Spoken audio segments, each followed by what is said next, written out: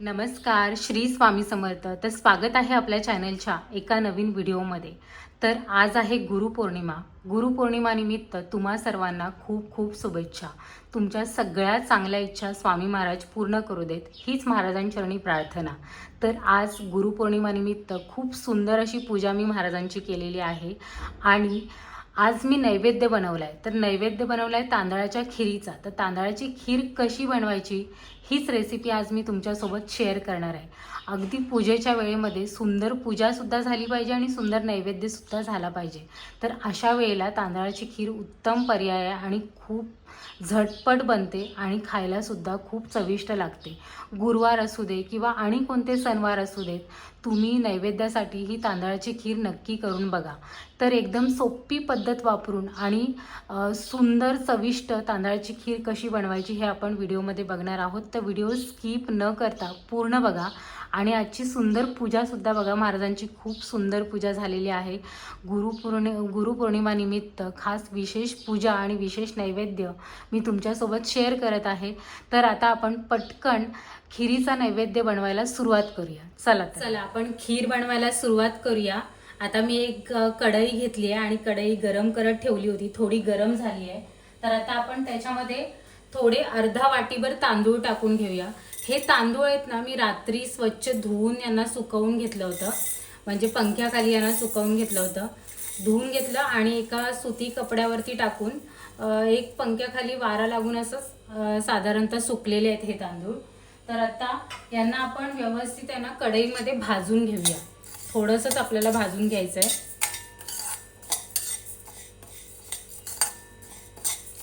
हलका आपल्याला फक्त गरम करून घ्यायचं आहे तांदूळ. म्हणजे ह्याच्यामधला जो ओलसरपणा आहे ना तो निघून जाईल. आणि भाजल्याच्या नंतर खिरीची टेस्ट आहे ना खूप चांगली लागते. त्यामुळे मी पहिल्यांदा तांदूळ आहे ना व्यवस्थित भाजून घेते. तर आता 1-2 मिनटं फक्त आपल्याला हे तांदूळ भाजून घ्यायचे.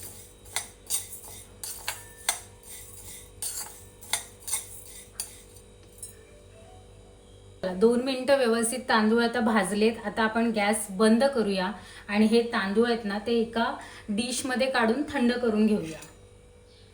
तांदूळ एकदम थंड झालेले आहेत आणि आता आपल्याला याला मिक्सरमधून एक जाडसर बारीक करून घ्यायचं आहे. एकदम पूर्ण फाईन पावडर आपल्याला नाही करायची आहे. अगदी 2-3 तुकडे होतील एका तांदळाचे, अशा पद्धतीने आपल्याला मिक्सरमधून ह्याला बारीक करून घ्यायचं आहे. तर पहिल्यांदा मी मिक्सरमधून बारीक करून घेते. तांदूळ बारीक झालेले आहेत, बघू शकता. अशा पद्धतीने एकदम जाडसर वाटून घेतलेले आहेत. आता आपण गॅसवरती कढई गरम करत ठेवलेली आहे. तर आता आपल्याला याच्यामध्ये तूप टाकून घ्यायचं आहे. तर मी 1 ते 1.5 चमचा तूप टाकून घेणार आहे.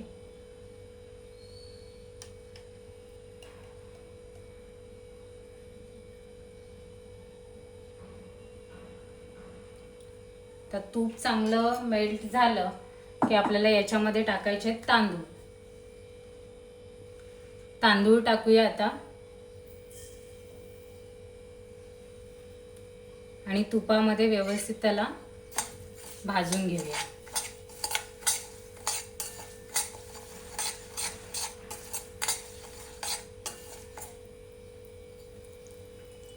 बघा, तांदळाला असे बुडबुडे यायला लागले ना तुपाचे की आपल्याला टाकायचे ड्रायफ्रुट्स. जर ड्रायफ्रुट्स टाकायचे असतील तर, नसतील टाकायचे तर तांदूळच आपल्याला भाजून घ्यायचे. तर आता तांदळासोबत अजून थोडे आपण ड्रायफ्रुट्स पण याच्या भाजून घेऊया.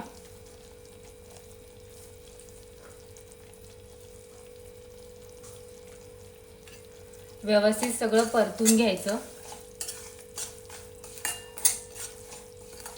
आणि 2 मिनिटं याला सुद्धा आपल्याला परतून घ्यायचं आहे. 2 मिनिटानंतर आपण याच्यामध्ये टाकूया दूध.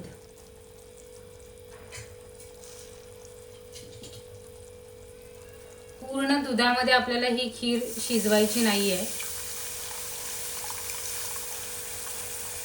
थोडं पाणी सुद्धा आपल्याला टाकायचं आहे.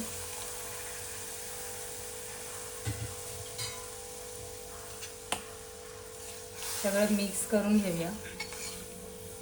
कारण तांदूळ आहेत ना ते पाण्यावरती लगेच आणि चांगले शिजतात. त्यामुळे आपल्याला ह्याच्यामध्ये गरम पाणी सुद्धा टाकायचं आहे. तर आता मी दूध टाकलं 1 ग्लासभर. तर अंदाजे अर्धा ग्लासापेक्षा जास्त मी याच्यामध्ये पाणी टाकणार आहे. थोडं आपल्याला आठवायचं सुद्धा आहे.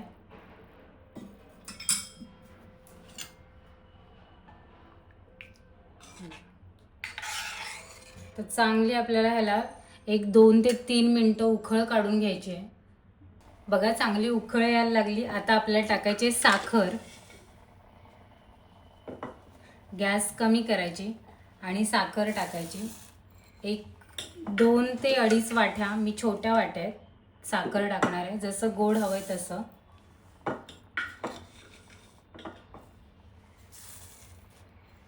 साखरला सुद्धा आपल्याला व्यवस्थित मिक्स करून घ्यायचं आहे.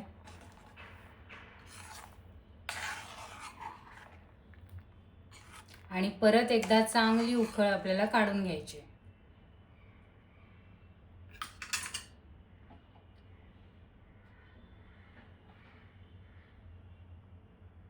तर बघा एक 2 ते 3 मिनिटानंतर खिरीचा रंग आणि खूप छान चेंज झालाय आणि तांदूळ पण थोडे थोडे जे आपण बारीक टाकलेत ना, तर ते थोडेसे व्यवस्थित शिजलेत.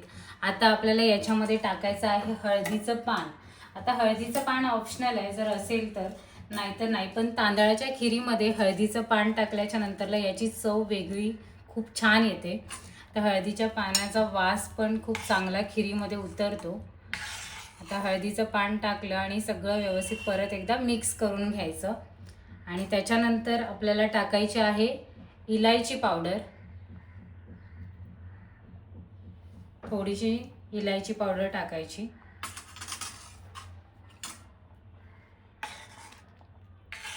एक दाटसरपणा आलेला आहे बघा.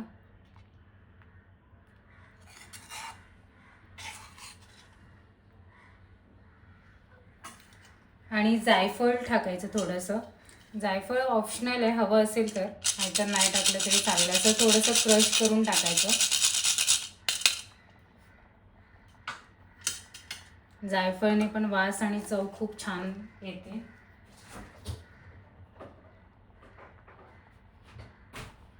आता परत एकदा याला व्यवस्थित 2-3 मिनटं जास्तीत जास्त शिजवून घ्यायचं आहे आपल्याला. मग आपली खीर एकदम तयार आहे. नैवेद्यासाठी एकदम परफेक्ट, अगदी झटपट होणारी तांदळाची खीर आणि खायला खूप सुंदर लागते. तर आता 2 मिनटं आपण याला फक्त एक उकळ काढून घेऊया. तर खीर आपली तयार झालेली आहे. आता गॅस आपण बंद करायचा. बघू शकता अगदी जाडसरपणा आणि खूप व्यवस्थित, अगदी पातळ पण नाही, घट्ट पण नाही, खूप छान अशी आपली खीर तयार झालेली आहे. अगदी झटपट, बनवायला सोपी आहे आणि खायला तर खूप चविष्ट लागते. तर ही तांदळाची खीर मी आज खास स्वामींसाठी गुरुपौर्णिमा निमित्त बनवली आहे. खूप सुंदर खीर महाराजांना नैवेद्यासाठी बनवली आहे. तर तुम्हाला या खिरीची रेसिपी कशी वाटली हे मला कमेंटमध्ये नक्की सांगा. गुरुवार असू दे किंवा एकादशी असू दे, अजून कोणते सणवार असतील, तेव्हा झटपट पूजेच्या कामांमध्ये नैवेद्यासाठी आपण काहीतरी गोडधोड बनवतो, त्यावेळेस हा उत्तम पर्याय आहे. खूप छान लागते आणि खरंच खूप सात्विक आपण नैवेद्य बनवतो याचा फीलसुद्धा येतो. तर या खिरीची रेसिपी तुम्हाला कशी वाटते हे मला कमेंटमध्ये नक्की सांगा. व्हिडिओ जर तुम्हाला आवडली असेल तर व्हिडिओला लाईक करा, शेअर करा आणि चॅनलवरती जर नवीन असाल तर चॅनलला नक्की सबस्क्राईब करा. भेटूयात आपण पुढच्या नवीन रेसिपीसोबत, नवीन व्हिडिओमध्ये. तोपर्यंत सर्वांना श्री स्वामी समर्थ. जय जय स्वामी समर्थ.